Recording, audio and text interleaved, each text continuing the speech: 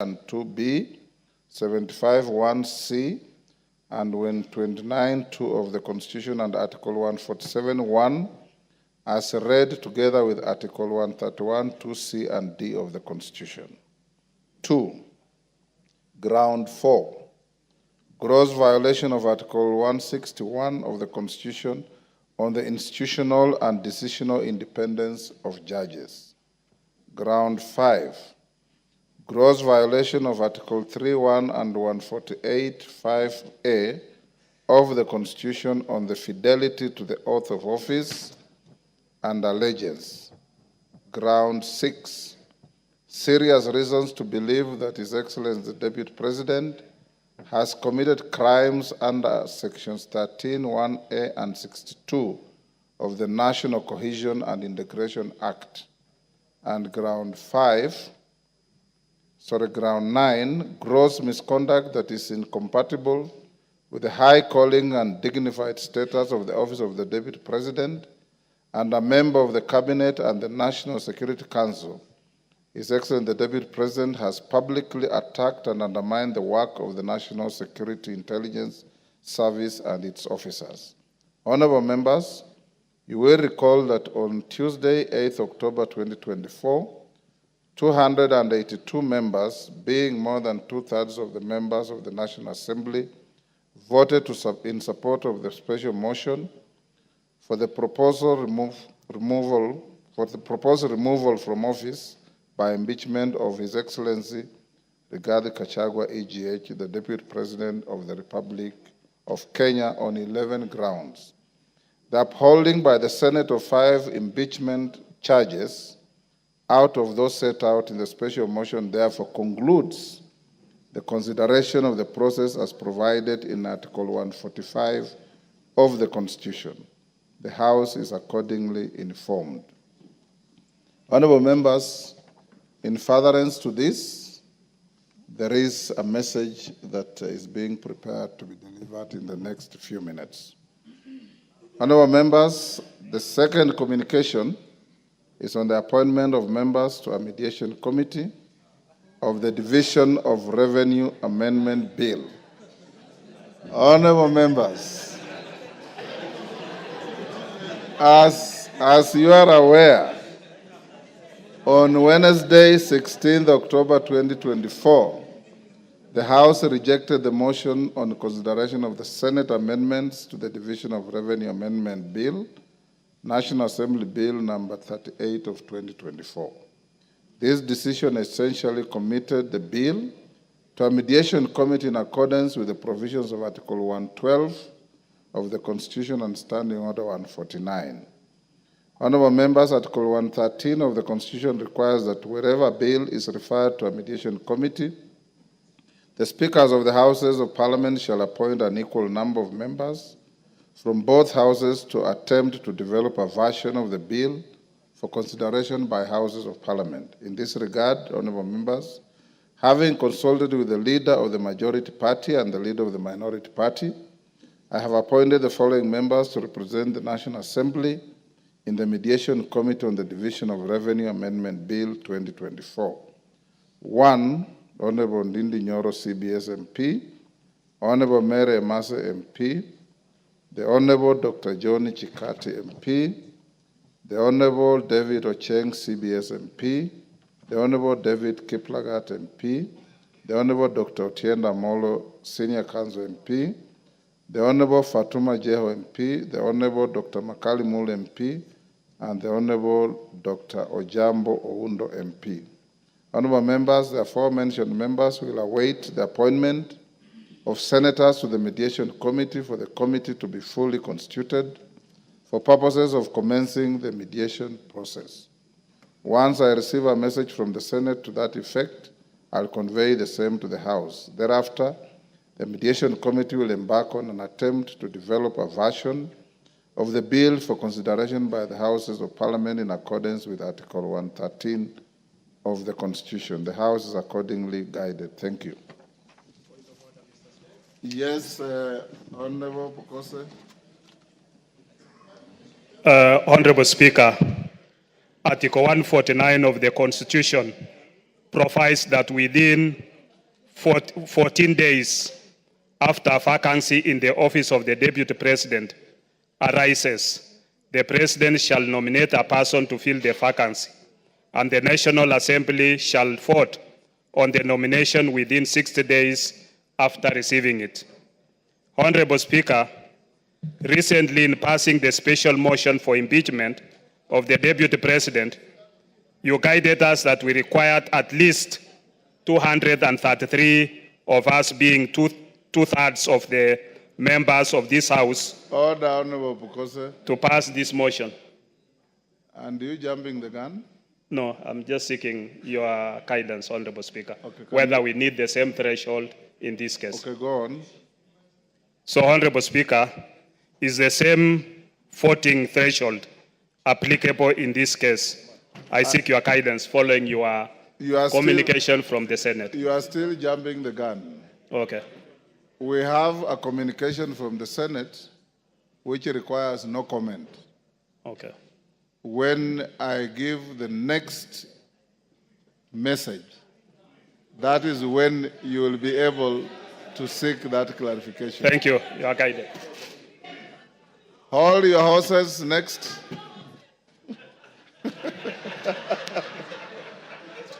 Betty, if you have no horse, hold your mule.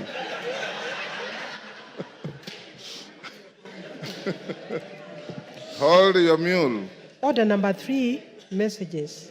Order number 4, petitions. Order number 5, papers. Order number 6, notices of motion. Order number 7, questions and statements. Yes, Honorable Wamboka. Honorable Speaker, yesterday you guided that today morning the chairman of Education Committee was supposed to bring a response with regard to opening of Moi University. Kindly I seek your indulgence, Honorable Chair, so that... Which chair? The chair, Meli. Yes. So, Honorable Speaker, I seek your indulgence so that we can have that university opened. Thank you. Honorable members, that 2 chairmen are directed to bring preliminary statements this morning. Honorable Meli on Moi University, and I think Raso, did I also direct you to bring something? Let's start with Meli. Thank you, Honorable Speaker. Honorable Speaker, I stand here to respond to your direction yesterday that indeed Moi University is in a crisis, and as I submitted the statement from Honorable Wamboka on the issue of the university. However, Mr. Speaker, I received a response which is very inadequate, and it could not address the issues that Honorable Wamboka and this House demanded from the Ministry of Education, and more importantly from the PS. And therefore, Honorable Speaker, it would not be good that I redirected again that all the salient issues that were raised in the statement be addressed, because it was such a generality that it could not address those particular issues. So I decided not to read that particular statement, and I took it back to the ministry. Thank you, Honorable Speaker.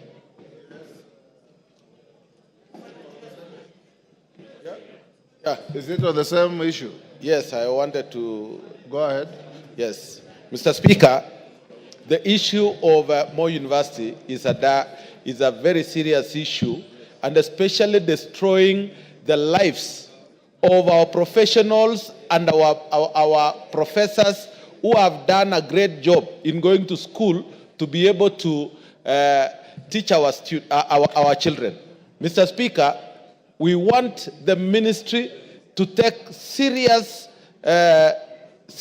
this matter, because taking it lightly, and yet we are talking about the lives of people who are working there.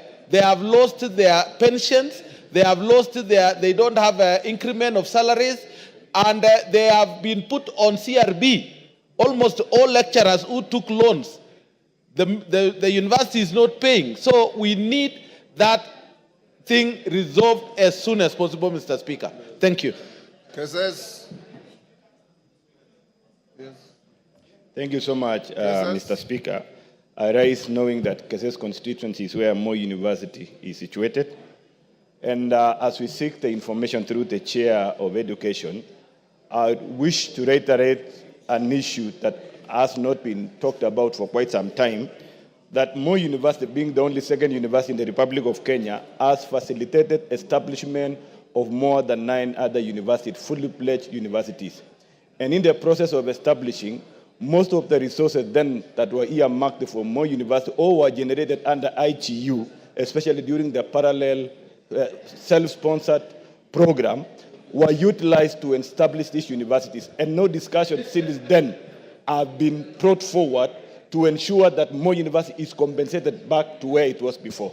And I want to raise this one, that the committee, as they are looking at, they should also be able to tell us how much resources were channeled out or were siphoned out to establish the other universities, and no discussion has been discussed to ensure that Moi University is reinstated back to where it was. Order, Meli, you are out of order. A university opening another campus elsewhere does not amount to siphoning money. It's expansion, and it's a program that grows education. How does that become siphoning money? Thank you. Maybe, okay, You are out of order. I withdraw that statement. But Yes. still, the point here, Mr. Speaker, is that the Committee on Education should be able to come up and inform this Honorable House what shall then be done. I know for a fact Yes. that Moi University produced Kakamega Most University. That Most then produced Kibabi. That has nothing to do with siphoning money at all. Yes, Ocheng? Yes. Ocheng?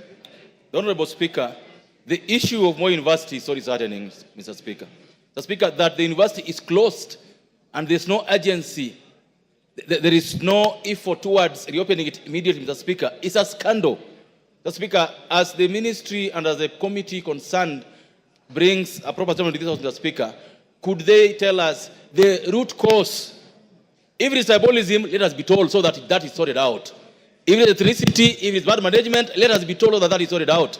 If we will not run that university if you don't get to the root cause of the problem, Mr. Speaker. Mr. Speaker, it's such a deep rot that any assuaging or any boil lancing will not help. Let's get to the root of the matter, Mr. Speaker. Let the committee dive into this matter and deal with it squarely. But as when they are teaching, Mr. Speaker, could we get a date, a definite date, when the children, the students will go back to school, Mr. Speaker? Thank you. Deputy Speaker. Thank you, Honorable Speaker, for allowing me to be able to speak on this point. The issue of Moi University is very simple and it's in public knowledge. Moi University was one university. Then what it did is it took loans and invested in building a satellite university, which is now Eldoret University. It also built Maseno. It also built another one in Karatina. It also and other places. So what happened is they put in their resources into those universities. Then unfortunately for them, those universities received charters and became independent and went with their money. And therefore they were left with no resources at all. Then what happened is that those universities, once they received their own charters, they decided to hire their own human resources and sent back all the employees back to Moi University. So Moi University now is left with human resource glut that is full over there.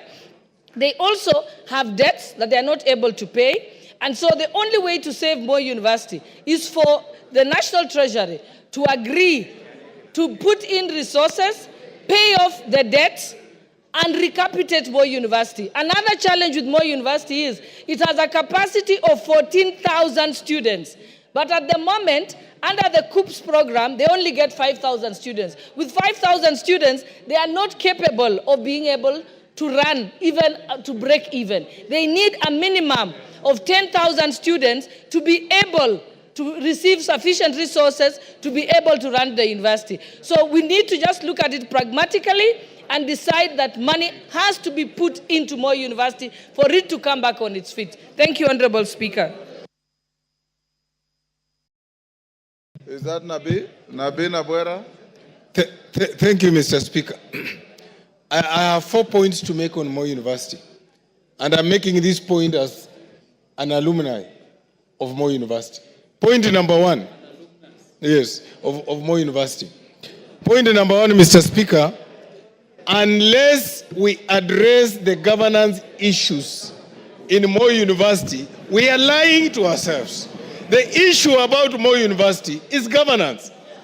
Number 2, Mr. Speaker, it is very disheartening that Moi University, with more than 3,000 hectares of land, which one of us in here has taken over and is stealing that land without paying Moi University. Truth be told. Number 3, the assets of Moi University. Order, Nabi Nabwera. That general statement casts aspersions. Take your seat. Casts aspersions on the entire House. When you say one of us in this House, order members. Order. Rindikiri, take your seat. When you say one of us in this House is tilling 3,000 acres of Moi University, one of us includes the Speaker. I am not doing any such thing. Yes. I'm doing no such thing. So you must be responsible for what you are saying. If you have no facts, that statement will be struck off from the Hansard. Mr. Speaker, Yes. I promise to come with evidence, then I will name the person. When will you bring the evidence? 2 weeks. On the first Today day is of the bottom of the order, document. Eh? on the first day of resumption after the short Mr. recess, Mr. you must Speaker, bring evidence to the House. yes, I will. Go on. I undertake. The third point, Mr. Speaker, on the issue of students' capacity of Moi University. It has something to do with how well the university is run. There is nothing KUSP can do. If the students know Moi University is poorly run, they will not apply to go to that university. They cannot be forced to go to a university which is poorly run. Therefore, Mr. Speaker, I'm calling upon the Minister of Education and especially the Council of University Education to do its role of quality assurance, to do its role of ensuring that they supervise the university so that that university goes back to where it was. Thank you, Mr. Speaker. Yes, Kainan. Thank you, Mr. Speaker. Mr. Speaker, as alumni of Moi University, and as the first alumni ever to be elected to a public office, Mr. Speaker, I'm actually shocked, dismayed, and flabbergasted to see that giant institution today struggling. Mr. Speaker, we must call a spade a spade. Mr. Speaker, during our time, Moi University was everything in terms of infrastructure, in terms of academic excellence, in terms of everything. Mr. Speaker, will I be right without appearing not to be preemptive? Taking into account the circumstances that we have an ad hoc committee, not the education committee alone, an ad hoc committee that will bring together the best minds from this House, Mr. Speaker, to investigate the circumstances that has grounded Moi University to where it is, and Mr. Speaker, and suggest remedial measures, Mr. Speaker, as it is. As somebody has rightly alluded, Mr. Speaker, the problem is not even funding alone. The problem is chronism. The problem is abuse, Mr. Speaker, and we are all aware of the history of this university. Mr. Speaker, once and for all, we must side with Moi University so that Moi University does not join the league of institutions that have been run down, Mr. Speaker. Mr. Speaker, I beg your indulgence to allow us to bring a committee, an ad hoc committee, so that this issue can be dealt with once and for all and comprehensively. Thank you, Mr. Speaker. Yes, Mandazi. Thank you so much. Speaker, as one of the graduates of Moi University, I'm really disappointed in the way the university is being managed as at now. Mr. Speaker, I got the name Mandazi from Moi University when it was a university then. I want to say, Mr. Speaker, what Moi University is suffering is the issue of governance. Number two, Mr. Speaker, management in the university has to be sorted out. After sorting out the issue of management, Mr. Speaker, the government has to deliberately put money in the institution because Moi University helped develop other universities. And in so doing, it has gone down. It is time that the Ministry of Education see to it that Moi University comes back to life as the way it was when we schooled there, Mr. Speaker. Otherwise, I want to support that Moi University is taken back to where it was when we schooled there, and that is where I got the name Mandazi, because I was selling Mandazi to other university students, including Majority Leader from the Senate, including the Honorable Cecilia Ngitit. That is where I got Mandazi, and then it was a school, it was a university, and students who graduated from Moi University, including myself, were respected then. Today, it is not a university like it was before. It is time that East House considers putting money into the same university so it can develop and be a university that was before. Thank you, Speaker. Honorable members, Chairman Meli, what you have attempted to say on Moi University is not only inadequate but unacceptable to the House. As you can see, what your colleagues are saying. This House will be sitting up to the afternoon. At 2:30, you must bring information from the ministry when this university is opening. At 2:30. Adequate or inadequate, you must tell the House when this university is opening. Parents go through serious soul searching to help their children maintained and sustained in institutions.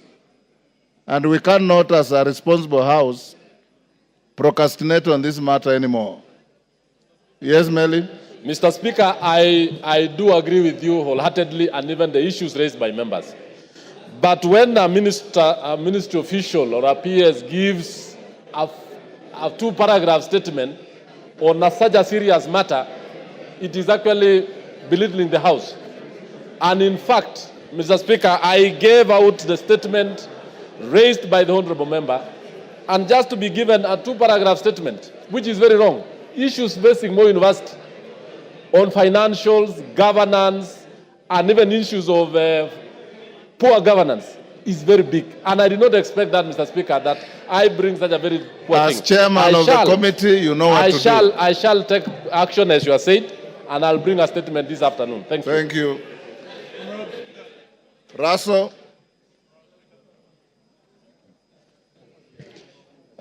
Thank you very much, Honorable Speaker. Honorable Speaker, the statement that was raised yesterday by Honorable Chonga from the floor of the House, there is enough evidence that what the Honorable member raised, the county commissioner, the DCCs, all of them are aware.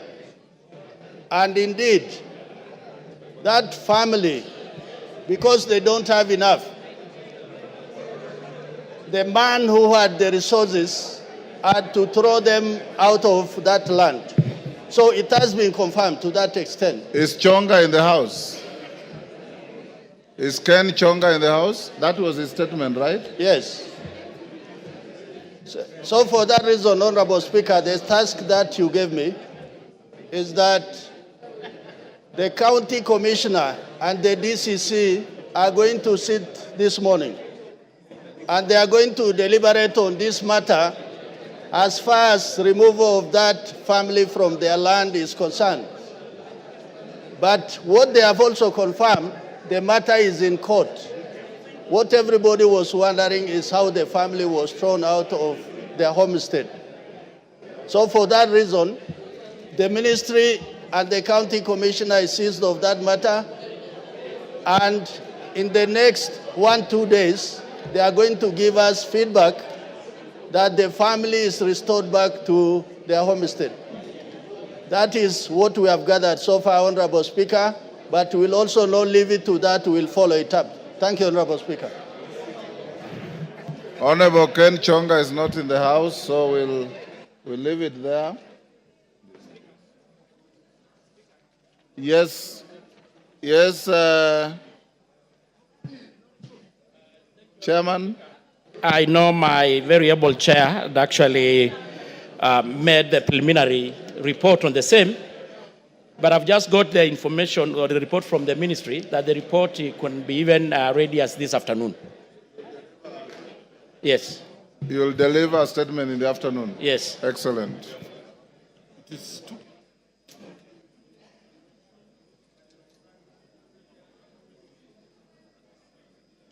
Member for Moyale, Jaldesa Guyo.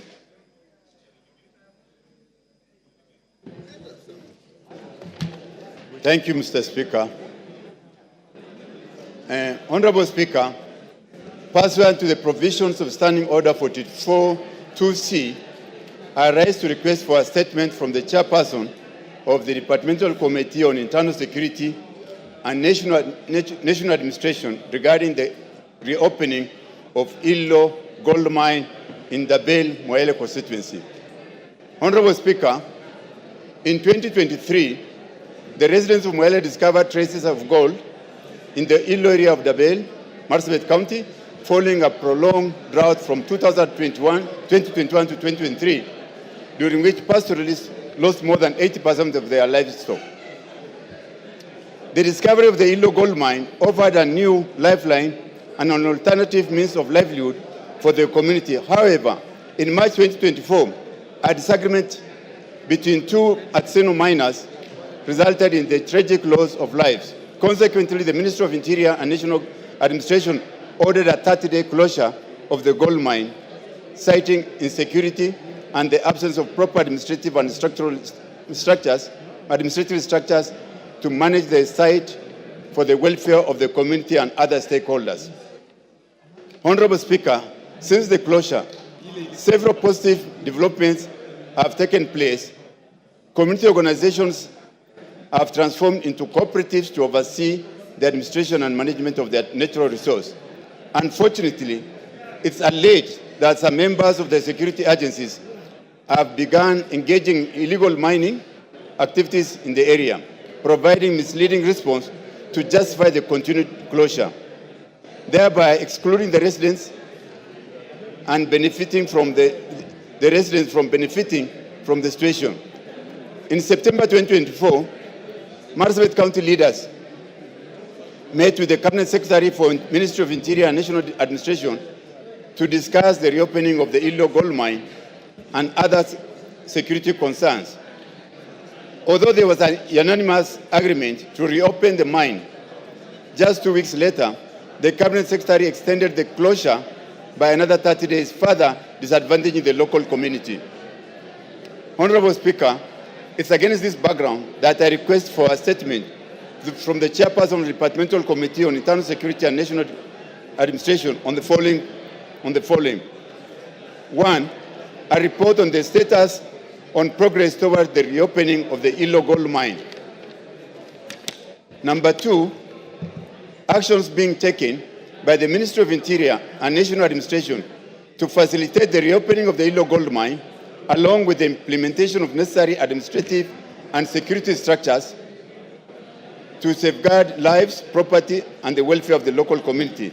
And finally, efforts to ensure that the cooperative established by the residents are recognized by the as the legitimate artisanal miners. Thank you, Mr. Speaker. Order, honorable members. Clerk will go back to order number 3. Order, members, take your seats. Order number 3, messages.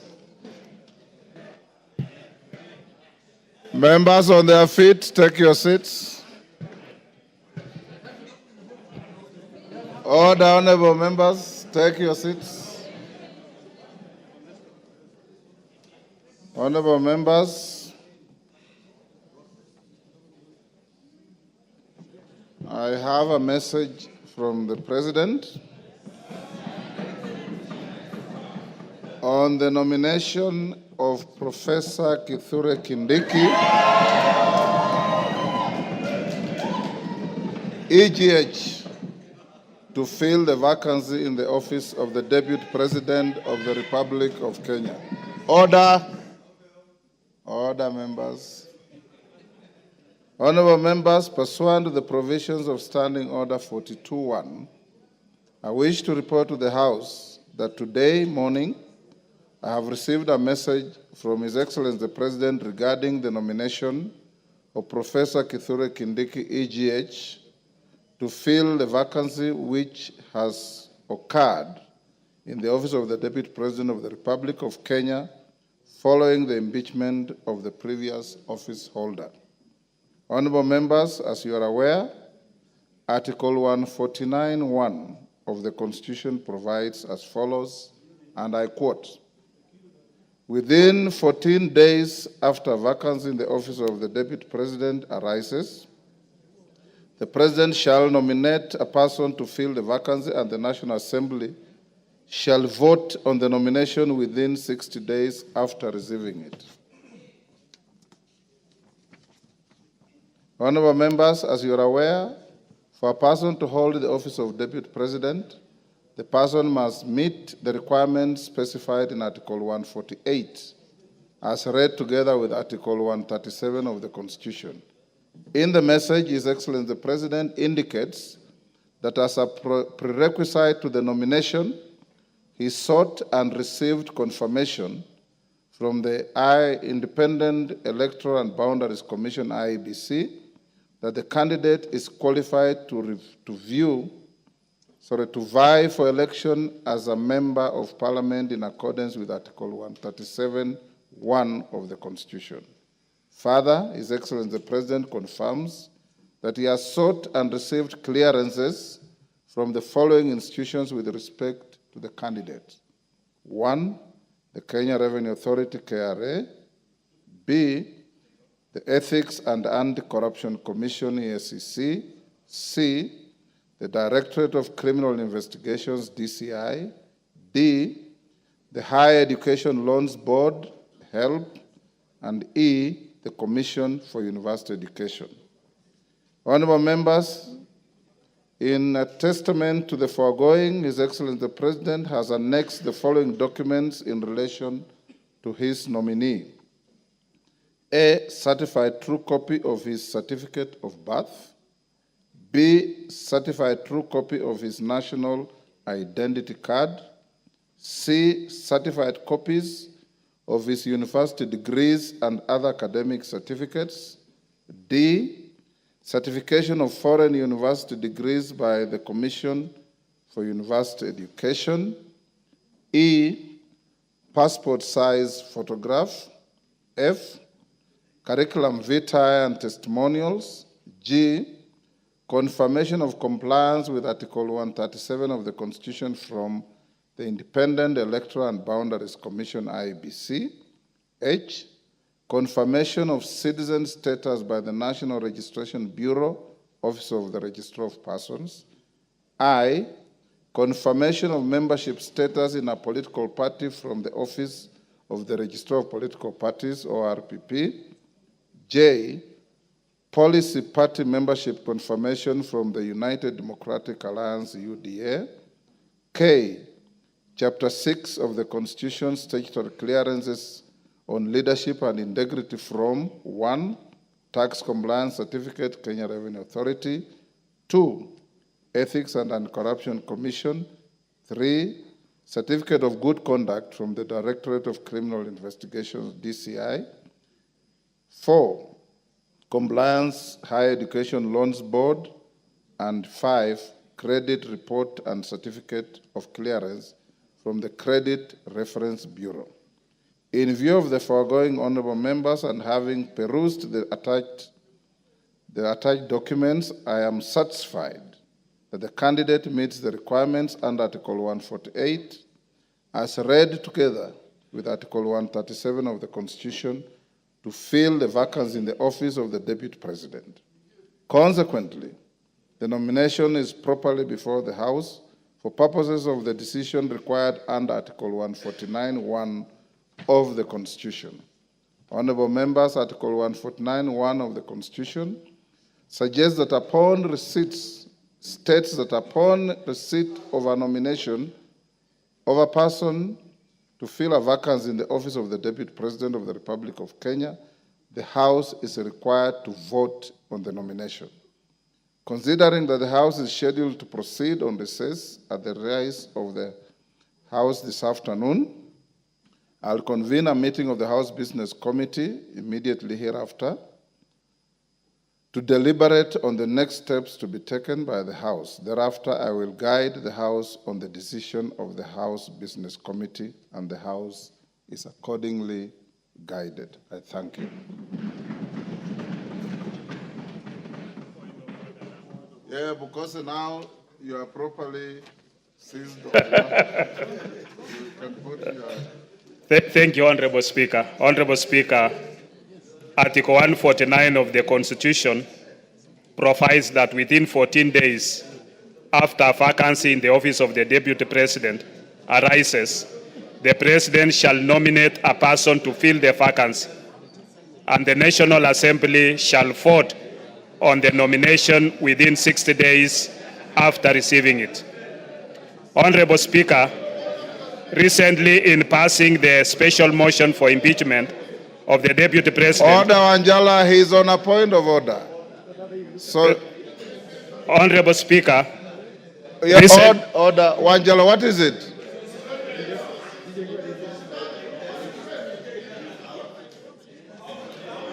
Order, Honorable Shinali. Order, Honorable Shinali, will you be upstanding? You are not properly dressed. You go and dress in a proper manner and come back. Who else? Honorable Zahir. You are no. Him is a Muslim, is wearing a Friday prayer meeting. There's no problem. Shinali, go and dress up. Go on, Bukose.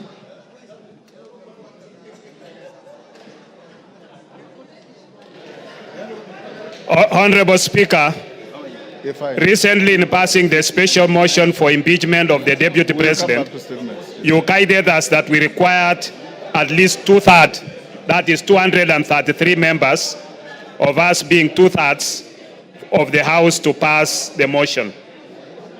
Honorable Speaker, is the same voting threshold applicable in this case?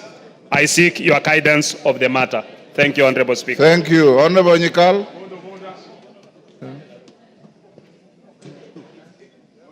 Yes, Milemba. Honorable Shinali, retreat quietly and dress up and come back. Thank you, Honorable Speaker. Honorable Speaker, the business before this House is one which requires us to vote on the nomination of a person to fill a vacancy in the office of the Deputy President in terms of Article 149 of the Constitution. Honorable Speaker, as is a practice before the House takes a vote on a matter, members are accorded an opportunity to debate and give their views on the business before the House. Honorable Speaker, to this end, I seek your guidance on whether we shall be given an opportunity to debate on the nomination and give our views. Thank you, Honorable Speaker. Wangwe. Thank you, Honorable Speaker. Honorable Speaker, I rise to seek your guidance on whether this House will be required, Honorable Speaker, to undertake the vetting and approval process as required by the Public Appointments Parliamentary Approval Act. Number two, Honorable Speaker, of my concern is that, Honorable Speaker, Article 124, particularly subsection 4 of the Constitution, provides that when a House of Parliament considers any appointment for which its approval is required under the Constitution or an Act of Parliament, the appointment shall be considered by a committee of the relevant House, and the committee's recommendation shall be tabled in the House for approval. Honorable Speaker, in your communication, you have not given us indication on how you are going to handle that process. maybe, Honorable Speaker, you can guide me on how you intend to handle it. Thank you, Honorable Speaker. Thank you. Jane Kakiri? Yes. Member for Laikipia. Thank you, Honorable Speaker. Honorable Speaker, you've just conveyed a message from His Excellency the President on the nomination of Professor Kithure Kindiki to fill the vacancy of the office of the Deputy President, which occurred yesterday, to fill the vacancy of the office of the Deputy President, which occurred yesterday following the conclusion of the impeachment proceedings at the Senate. Honorable Speaker, we are now here to vote on the nomination as required by the Constitution. Honorable Speaker, could you please guide the House on whether we are acting within the constitutional deadline, and is it in order for the nomination to happen today after receiving the notification from the President today? Thank you, Honorable Speaker.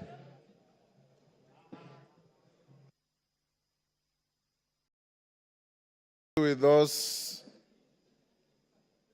clarifications sought by members after the House Business Committee meeting, honorable members, I will now require the Deputy Speaker to come to the chair and carry on with the proceedings.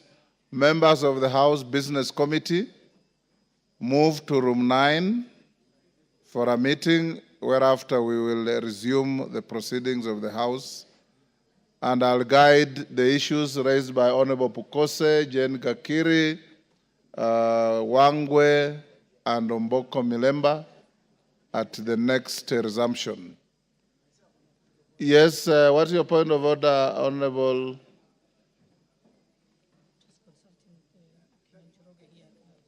Thank you, Honorable Speaker. Honorable Speaker, I want to join my very good friend, the Honorable Pukose, in seeking your direction, Mr. Speaker, with regard to Article 149 of the Constitution on the appointment of and approval by a vote of the Deputy President. Mr. Speaker. The words of the Constitution are very clear. Yes. It is appointment and vote. And vote. I agree. Approval is not used. Yes, not used, Mr. Speaker. On this article. Mr. Speaker, you know, this Constitution we have borrowed heavily from the U.S. Constitution. The 25th Amendment of the U.S. Constitution, which was passed in 1967, has a similar provision that provides that a vice president shall be appointed, shall be nominated by the president and approved by a vote by the House. It uses the words confirmation, Mr. Speaker. Previously in the United States, Mr. Speaker, before the 25th Amendment, there was no similar provision. In fact, there was in the past, before 1967, there was a cumulative of 37 years when there was no vice president, when one either passed away or one was appointed became the president. And so, Mr. Speaker, we would like you to express yourself with regard to this issue. What is the threshold? On the removal of the Deputy President is 2/3. So is the approval or by vote of the Deputy President 2/3? Because it's not provided in the Constitution. Honorable Chepkonga. Yes. If you are paying attention, you are saying exactly what Bukose said.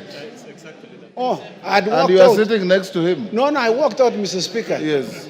I walked out. So word for word, what you are asking me to say. Yeah, he has stolen from me, Mr. Speaker. Yes.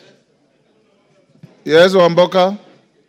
DK, if you want to catch the Speaker's eye, there's no provision for you to stand up.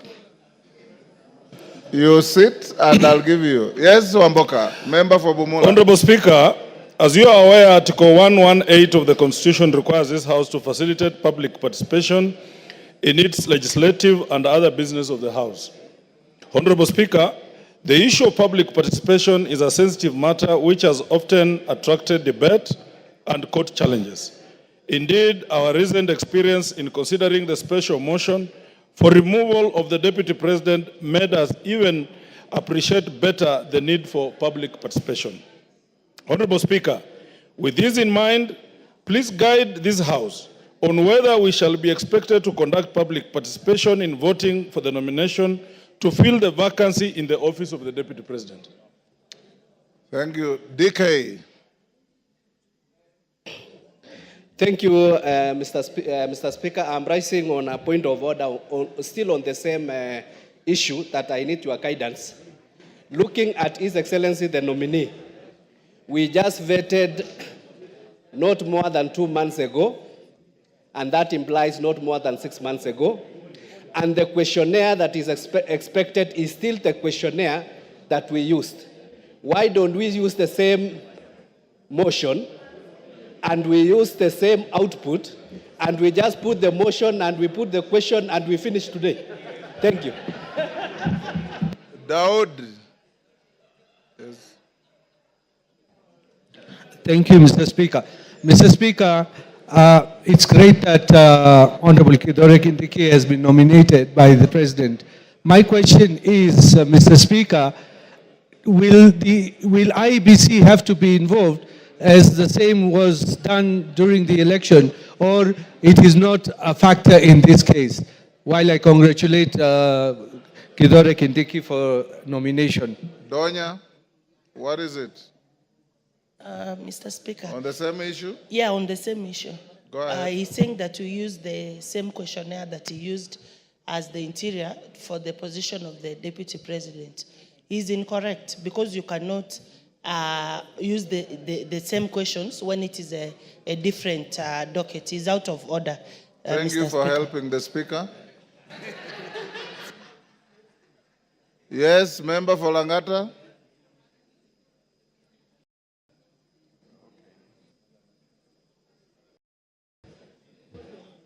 Yes. Thank you, Mr. Speaker.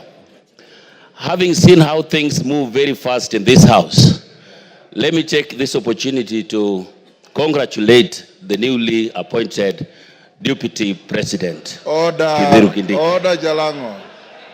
He has not been appointed, he has been nominated. I've just said on how things move very fast here, sir. Let me congratulate him. Let me be the first person to congratulate the newly elected Deputy President. Thank you, Mr. Speaker. You can come now. Eh? No, come and take the seat. Yes. Honorable members, we'll end this here. I'll make some reasoned direction on those issues raised. I will now ask all members of the House Business Committee, Kainan and your team, to move to room 9 for a meeting. And the Deputy Speaker will go on with the statements. I had not given direction on the member for Moyale's statement. It's committed to the committee responsible and to bring a response in 2 weeks.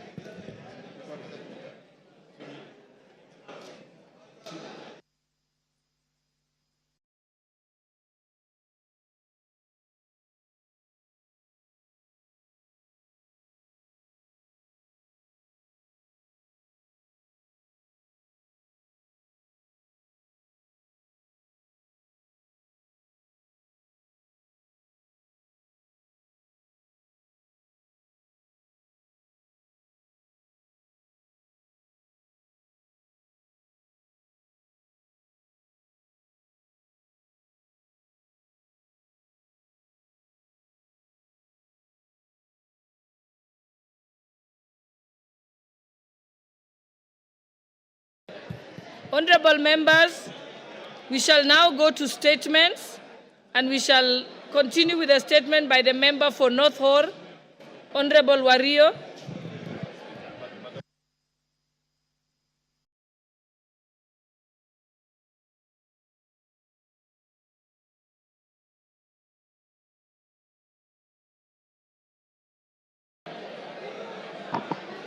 Thank you, Honorable Speaker. Honorable Speaker, pursuant to the provision of Standing Orders 44.2c. Order, honorable members. Order, honorable members. Order, honorable members. Order, honorable members. Honorable Wario, you may proceed.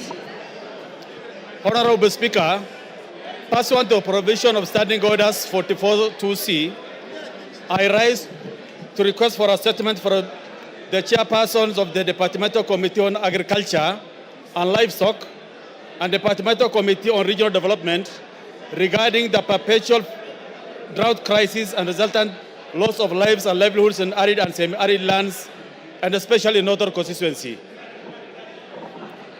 Honorable Speaker, Northern Kenya is largely arid and semi-arid lands, and as a result, it is highly susceptible to the vagaries of climate change and climate-induced disasters. During the recent drought, there were several lives lost due to unmitigated droughts and persistent famine in the region. Furthermore, the ASAL regions lost an estimated 2.6 million livestock, which the NDMA estimated to be worth 226 billion. It is worth noting that Northern constituency, spanning 39,000 square kilometers, 1.5 times size of Rwanda, is the largest constituency in Kenya and optimizes the challenges faced by the northern region. This area, highly susceptible to climate change and climate-induced disasters, has recently witnessed devastating losses. Communities lost over 90% of their livestock. Malnutrition rates rose to 3 times the global average.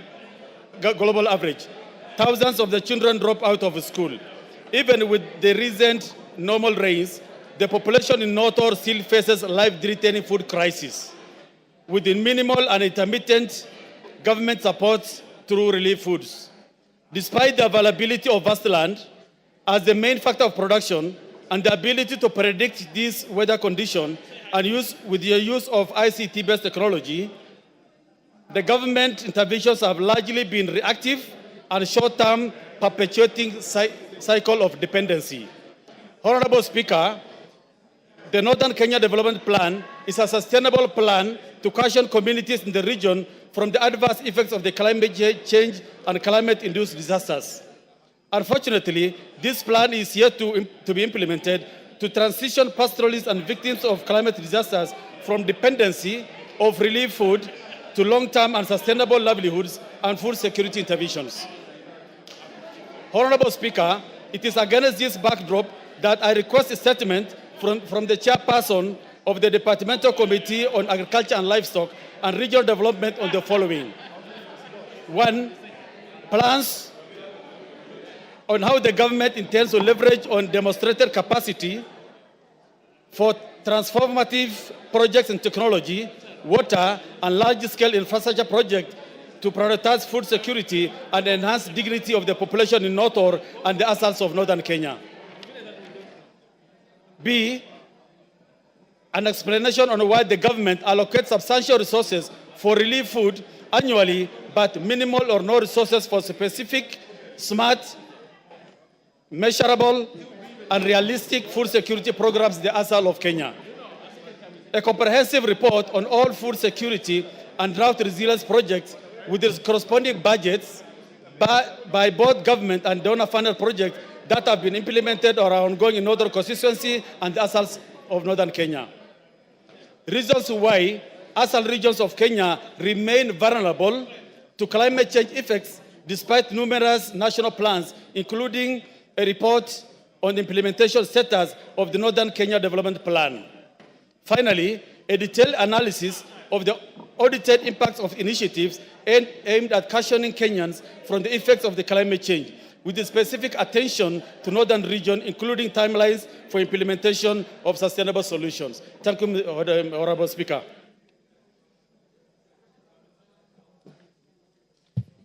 Thank you. That falls under the which committee?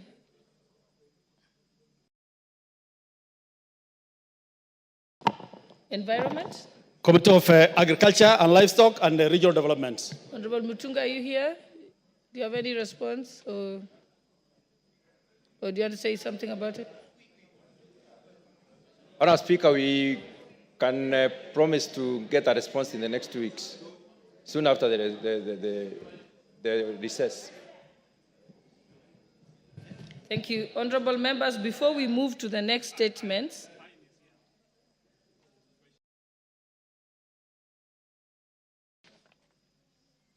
yes, I will come to the questions. What I want to do is, before we continue with the statement, the answers to the statements,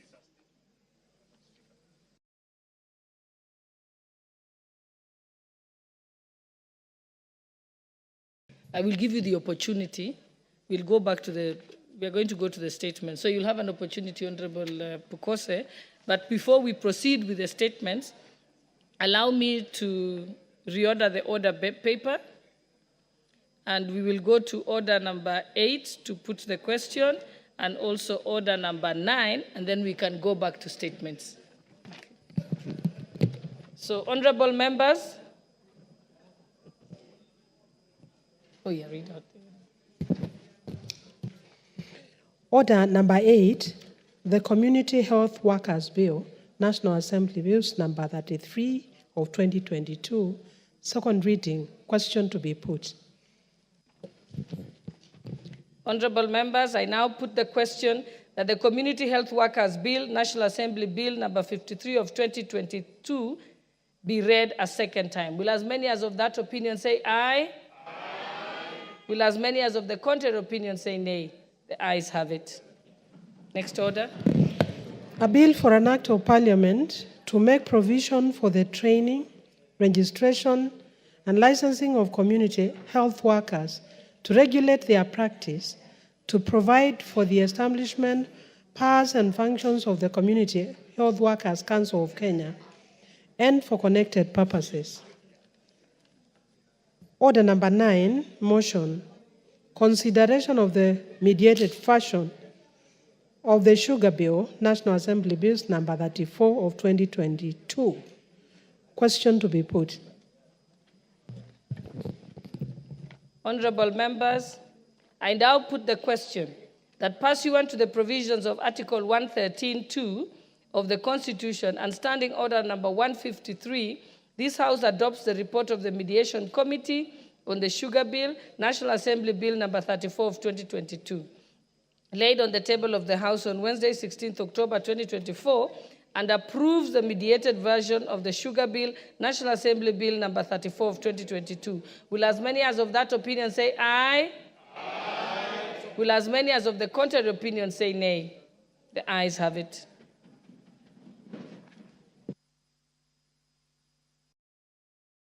So, honorable members, we go back to statements, and I think we have the statement. Yours not the first one, Honorable. Yes, I have the list here. I think we are starting with the one for Honorable Bernard Kitur, MP for Nandi Hills. I think it was supposed to be answered by the Administration Internal Security Committee. Is Honorable Kitur? Yeah, Honorable Speaker, pursuant to Standing Order 44(2)(c), I rise to request for a statement from the chairperson of the Departmental Committee on Administration, Internal Affairs, regarding the kidnapping and torture of Mr. Pascalis Kosgei. Honorable Speaker, on the 15th July 2024, Mr. Pascalis Kosgei of ID number 26289458, the chairman of the Nandi Hills Border Association, was kidnapped in Kerengwet village, Nandi Hills constituency. He was tortured for 6 hours before being dumped unconscious and naked in a tea plantation miles away from his home. This incident occurred on the same day he led a major demonstration alongside other area leaders against multinational tea estates, demanding increased employment for locals and a reduction in the use of tea plucking machines. Prior to his abduction, Mr. Kosgei reported that he received numerous calls regarding his whereabouts, including from a senior DCI officer recently transferred from Nandi Hills. His kidnapping sparked significant outrage within the constituency and was reported at Nandi Hills Police Station under the occurrence book number 39/15/7/2024. Honorable Speaker, it is important to note that Kenya is a signatory to the International Convention for the Protection of All Persons from Enforced Disappearance. However, the country has yet to ratify this crucial agreement, which would be instrumental in addressing violation of human rights and ensuring accountability for victims and their families. Honorable Speaker, it is against this background that I seek for a statement from the chairperson of the Departmental Committee on Administration and National Security, and in the statement, the chairperson should address the following. 1. Status of the investigation on the kidnapping and torture of Mr. Pascalis Kimurgor Kosgei. 2. Any steps the government is taking to stop abductions, enforced disappearances, and killings in the country. And 3. When the ministry will forward to Parliament the International Convention for the Protection of All Persons from Enforced Disappearance for ratification. I thank you, Honorable Speaker. Chairperson for the Administration and Internal Security, Honorable Russo, you are speaking on behalf of the chair. You may proceed. Thank you, Madam Speaker. Madam Speaker, what honorable colleague from Nandi Hills has raised is fundamental. It is about human rights and protection of lives and sanctity of life, which is enshrined in our Constitution. Madam Speaker, we'll need 2 weeks after the recess to respond. Thank you, Honorable Speaker. Thank you. I think it's one thing I had raised with some of the committees. Even though we are going to recess, if you dispatch the letter now or during the recess, then you can have a response by the time we come back from recess. Because the executive is not on recess. So I think you adjust it that way. Thank you. Next we have a statement, a request for a statement by the Honorable Christopher Aseka, member for Kiswero. Thank you, Madam Speaker. Honorable Speaker, pursuant to the provisions of Standing Order 44-2C, I rise to request for a statement from the chairperson of the Departmental Committee on Administration and National Security regarding scrapping the application fees for issuance of identity cards. Honorable Speaker, every Kenyan is entitled to issuance of a national identification card upon attainment of a maturity age of 18 years. Possession of this ID card is especially critical in facilitating Kenyans' youth to access basic services such as university and college funding, employment opportunity, recruitment to disciplined forces, and enrollment for financial services such as M-Pesa and banking. Sadly, Honorable Speaker, the government requirement for payment of a mandatory application fee of 300 Kenya shillings is hindering many teenage first-time applicants from acquiring national identity cards. Clearly, at the age of 18 years, teenagers applying for these identification cards do not have income of their own to pay fees and to meet other related costs, such as convenience fees charged by Huduma centers.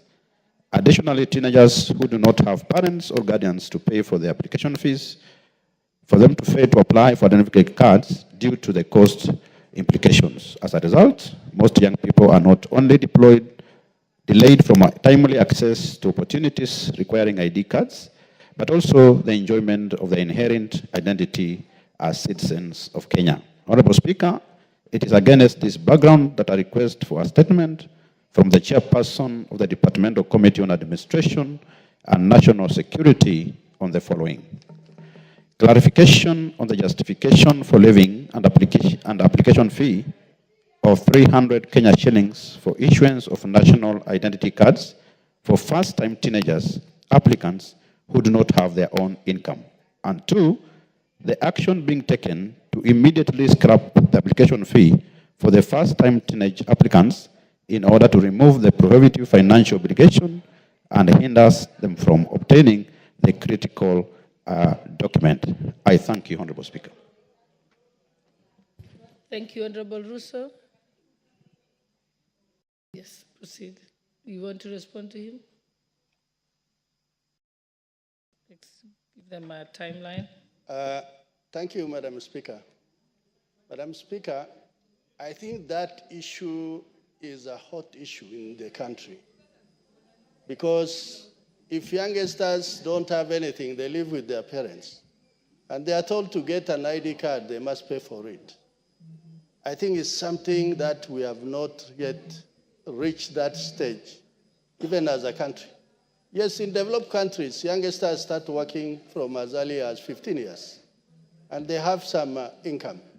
So for that reason, I think as a committee, we will need a serious debate with the department, and we'll give a comprehensive response by the time we are through with the recess. Thank you, Honorable Speaker. Honorable Russo, the fees, that was in it was gazetted regulations, or how was it implemented? Actually, Madam Speaker, the fees were gazetted. It was just as a means of raising revenue by the department. But there was not concerted discussion with even the Committee of Parliament. So for that reason, whereas it is out there in the public domain, I think we need to review that position because it raises fundamental issue. There are those children of members of parliament. They can afford it. What about the children of peasants who don't have anything, even affording a meal a day? So for that reason, I think we will work on it, and after the recess, we'll be able to respond to it. Thank you, Honorable Speaker. Because I'm assuming that it should have been given, it should have come to the Committee for Delegated Legislation, because then that's at the point that they could approve or nullify it. So maybe liaise with that committee. And then we, thank you. Okay, the next request for a statement is by Honorable Dr. Robert Pukose. Thank you, Honorable Speaker. Honorable Speaker, this statement is a statement from the committee, and I'm presenting it in my capacity as the chair. Honorable Speaker, pursuant to Standing Order 44.2c, I rise to request for a statement from the chairperson of the Departmental Committee on Education regarding government financial assistance to students enrolled at the Kenya Medical Training College. Honorable Speaker, this matter is of great significance to many aspiring medical professionals across our nation, as KMTC students are integral to our healthcare system. Their training and expertise directly contribute to the quality of care provided to our citizens. Ensuring that these students receive adequate financial assistance is essential not only for their success, but also for the future of healthcare in Kenya. Honorable Speaker, it is against this background that I seek for a statement from the chairperson of the Departmental Committee on Education on the following.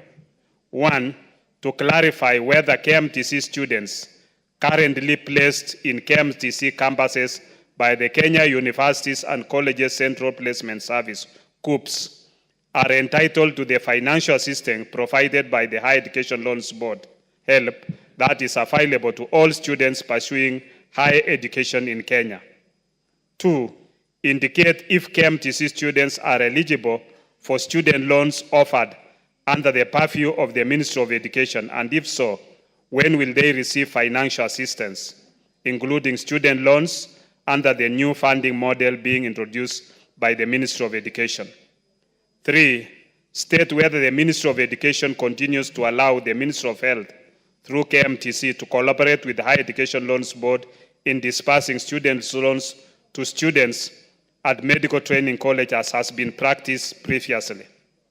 4, explain the actions taken by the Ministry of Education to ensure that KMTC students have access to financial assistance, thereby promoting equity and inclusivity in higher education financing comparable to that of other students across the country. And if you could allow my Vice Chair, Honorable Speaker, to also make a comment on it. Okay, proceed, Honorable Patrick.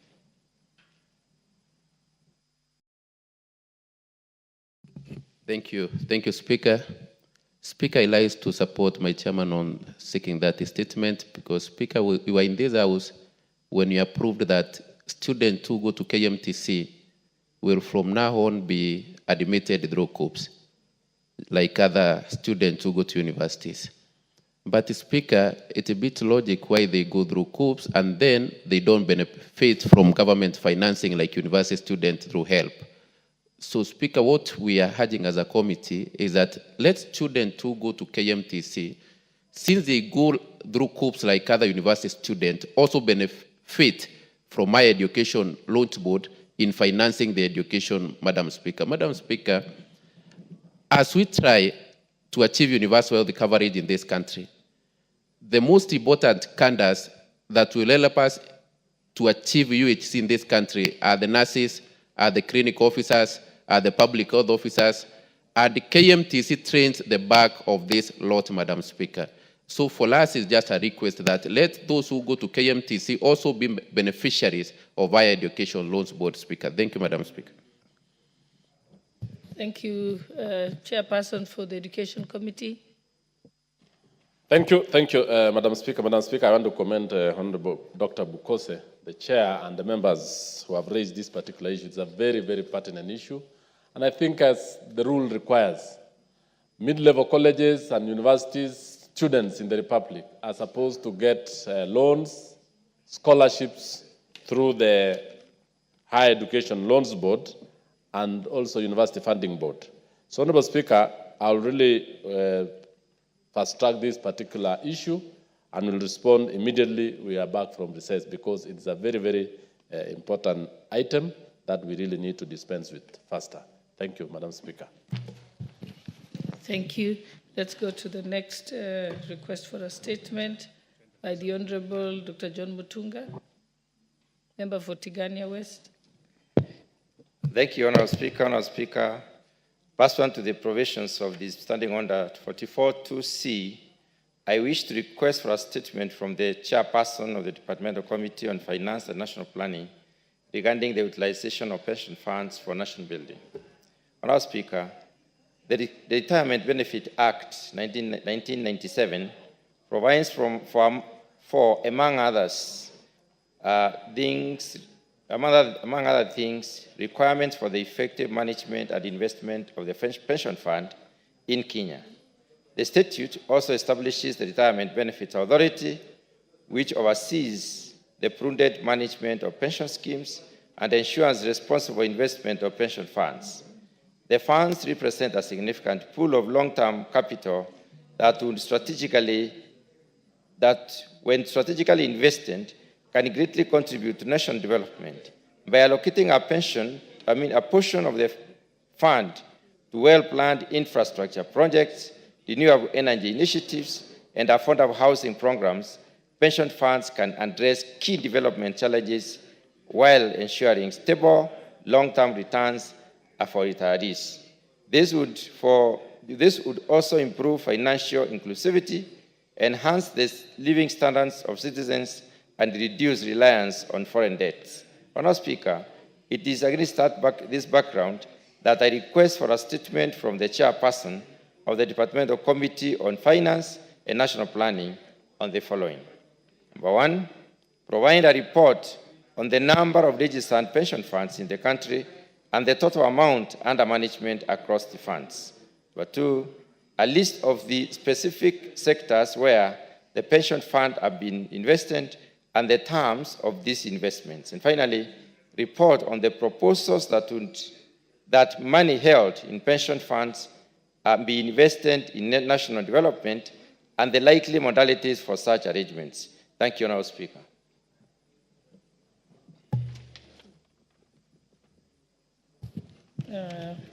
The Chairperson for the Committee on Finance and National Planning, Honorable Kuria. Thank you, Honorable Speaker. Honorable Speaker, I want to thank the Honorable, my colleague, the Chair for Agriculture, Mutunga, for requesting for this statement.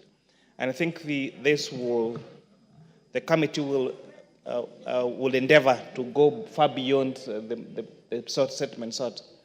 Honorable Speaker, the savings, pension savings as a percent of GDP in Kenya is between 10 and 15%. And this is way lower than the global average of around 50 to 100%. So, and maybe one of the reasons why even we lag behind in terms of our pension savings as a percent of GDP compared to countries of equal GDP level, could be that we are not maybe investing these pension schemes as we should.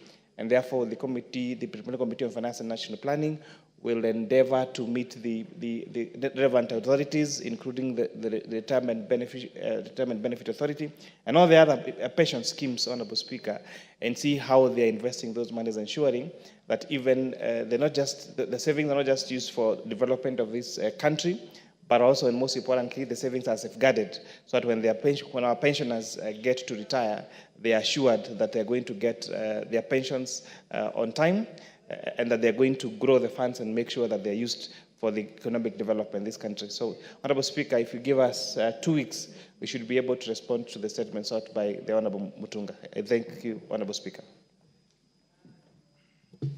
Okay, thank you. Next request for a statement is by the Honorable Paul Katana, member for Kaloleni.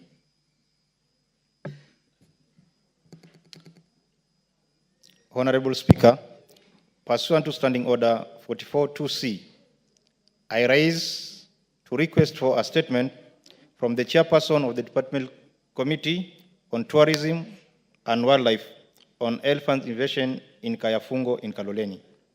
Honorable Speaker, Kayafungo is a sacred Giriama shrine set within a natural forest filled with towering ancient trees.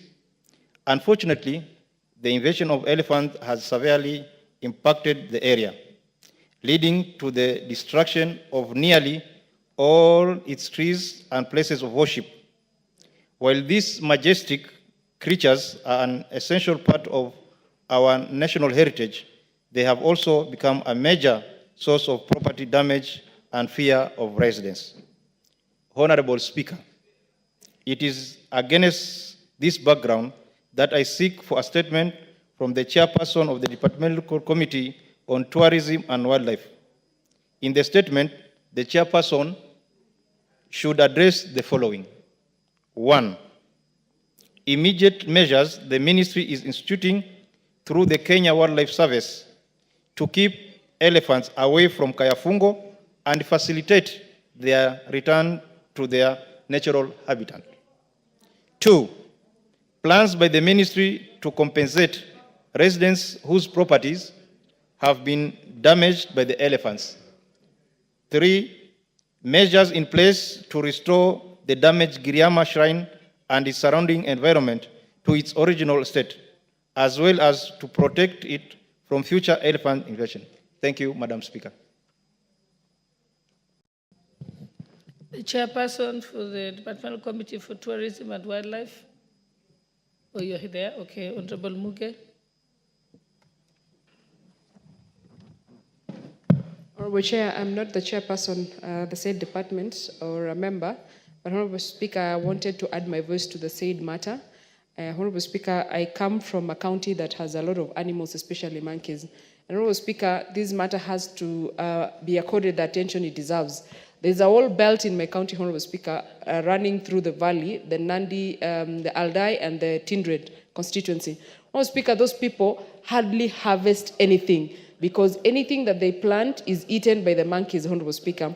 And these people, Honorable Speaker, are not getting the attention from the concerned authorities so that their crops and their plantations can be protected, or Honorable Speaker, they can be advised on what else to do that will not attract the animals to their farms and eat their foods and their crops, Honorable Speaker. So, Honorable Speaker, in support of the member who was asked for this statement, I add my voice that this particular department, Honorable Speaker, should be able to do a thorough audit and be able to map all the animals, Honorable Speaker, that are actually becoming becoming a source of conflict between the humans and the animals, so that we can look for a way, Honorable Speaker, to safeguard those people, to make sure that their lives is ongoing and they are comfortable in their living, and the animals also, Honorable Speaker, are comfortable so that they can be able to have a better coexistence, Honorable Speaker. I thank you.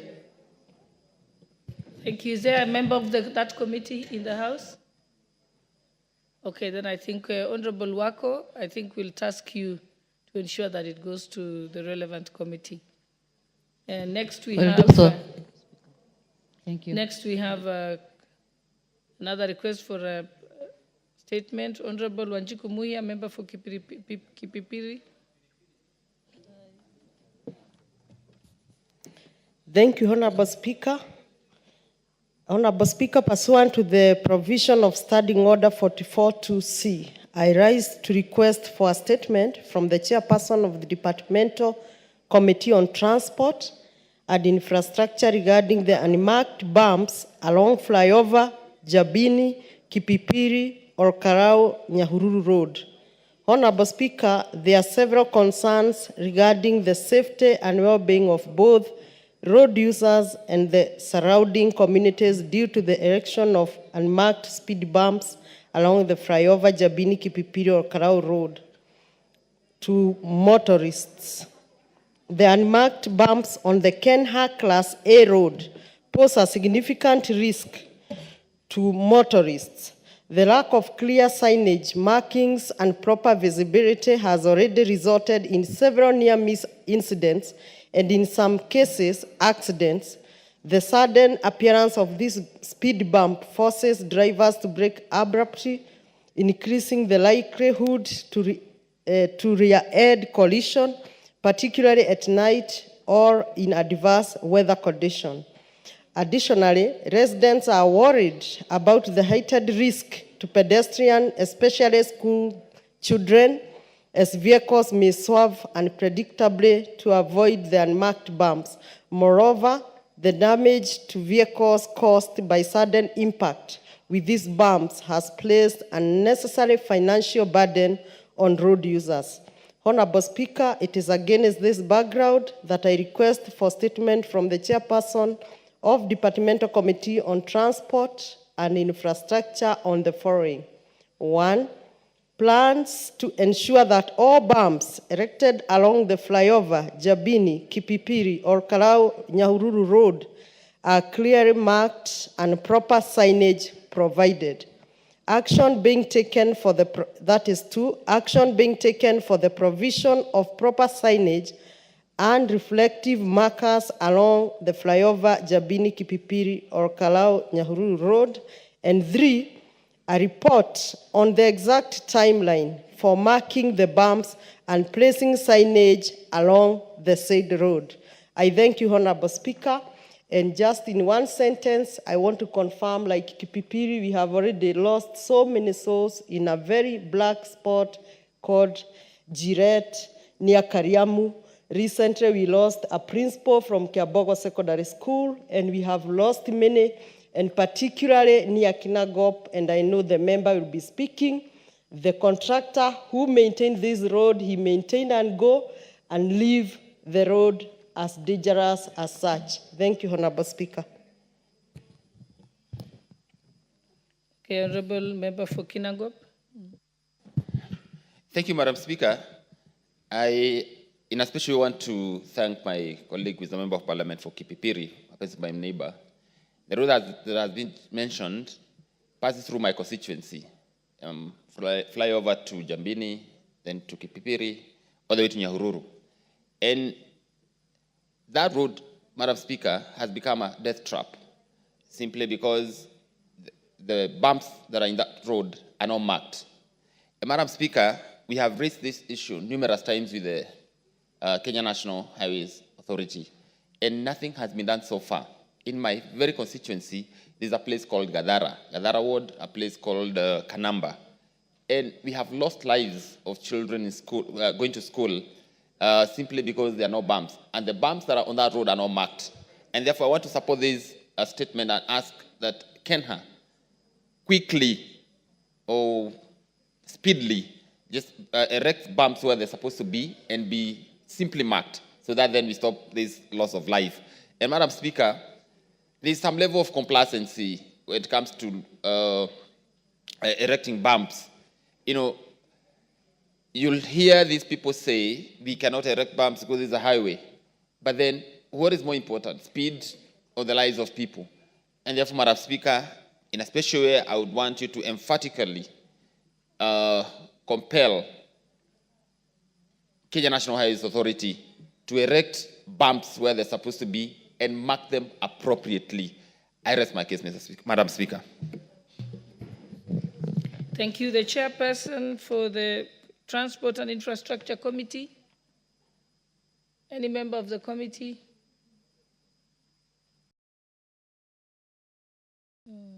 Okay, so I think Honorable Wako, again, we'll leave this one to you.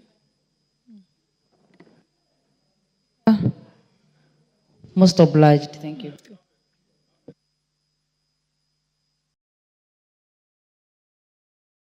The last statement, we have a statement from the Honorable Member for Chuka, Honorable Patrick Tigwan.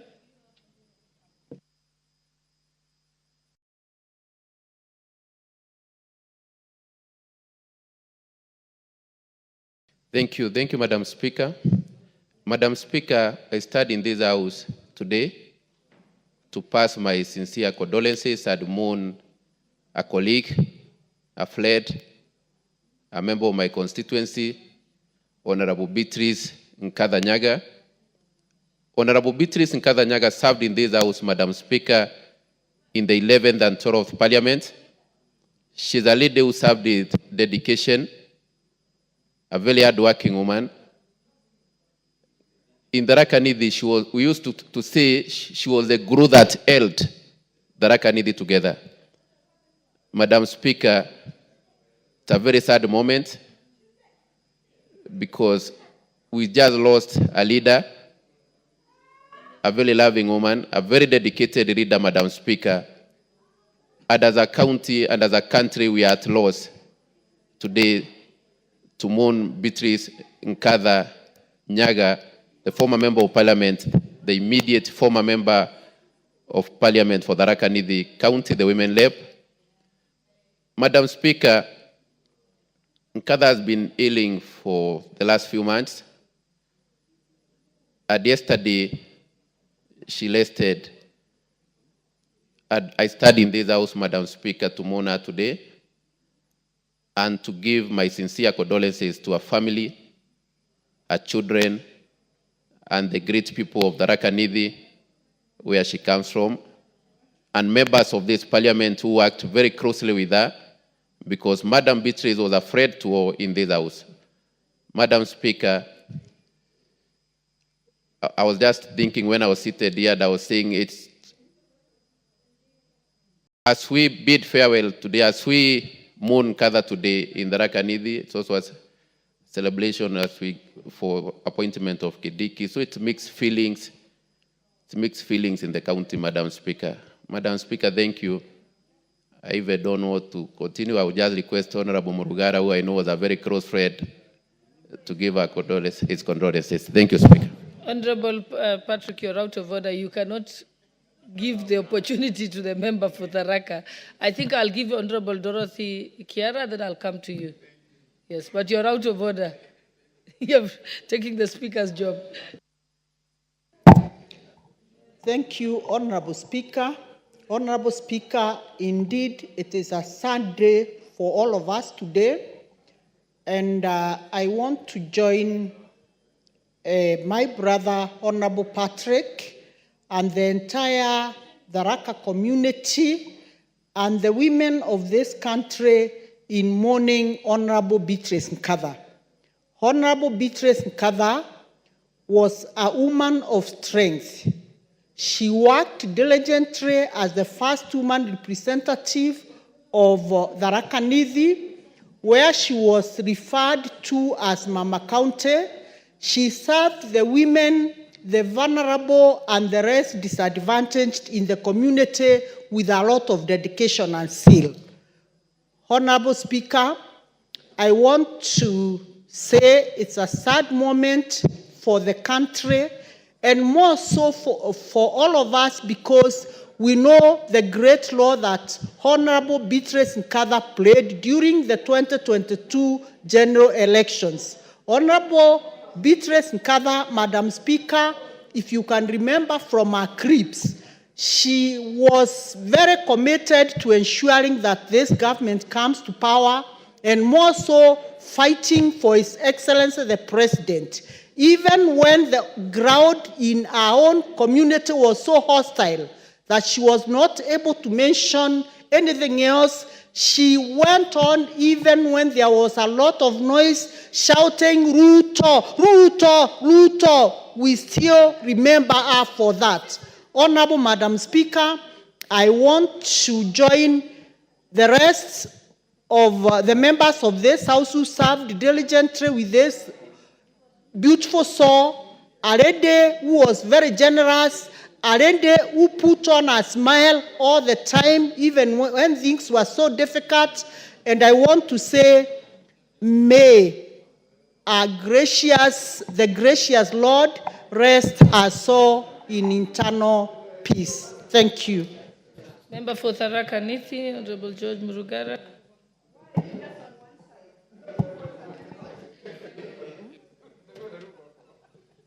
I will come to you. I'm just following the order of the names that came here. I can see Honorable Mishi Mboko is next. Yes. You're out of order, Honorable. Proceed, Honorable Member for Tharaka. Thank you. Thank you very much, Madam Speaker. Madam Speaker, allow me to join my colleague, neighbor and countier of Tharaka Nithi, the Honorable Patrick Munene Ntwega, who represents Chuka-Igamba Ng'ombe and is the local member of parliament for the late Honorable Beatrice Nkatha Nyaga. May I join him on behalf of the people of Tharaka constituency, Tharaka Nithi County, and all the well-wishers of the country as we relay our unreserved condolences to the family of the late Beatrice Nkatha. Madam Speaker, Honorable Beatrice Nkatha was a lady to behold. She served the county of Tharaka Nithi for 10 years without a blemish. We remember the lady Beatrice Nkatha with nostalgia, and especially as she was the unifying factor of that county, even when things appeared to go south. She spoke for all of us. She loved the county.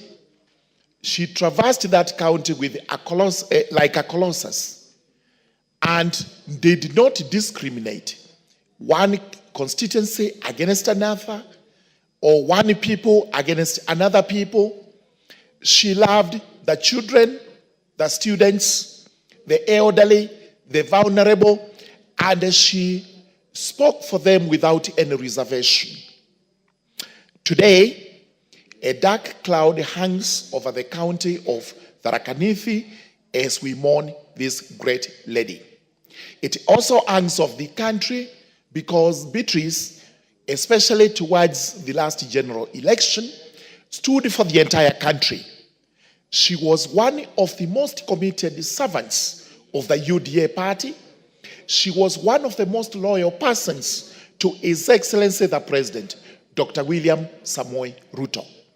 And Dr. Ruto constantly remembered Beatrice and would always ask where she was, what she was doing, and eventually nominated her for the seat of CAS, Treasury, in this republic. We never took that as light as it would appear, in spite of the fact that problems came up with that position of CS. Let me thank His Excellency for that, and also thank him today because he's wiping away our tears by nominating Professor Kithure Kindiki to be the Deputy President of the Republic of Kenya. Professor Kindiki does not belong to Tharaka Nithi, to Meru, or any other. He is a nationalist. He stands in for the entire country, and this is why this House has received that nomination with the zeal, happiness, and accolades as required. Madam Speaker, as I pen off, I have just also lost my mom, the late Lena Gashire Murugara, to whom I am the third born. She was elderly at 88. She has rested. I'm happy that all these members of parliament have actually wished me well and given their condolences to me, and for that,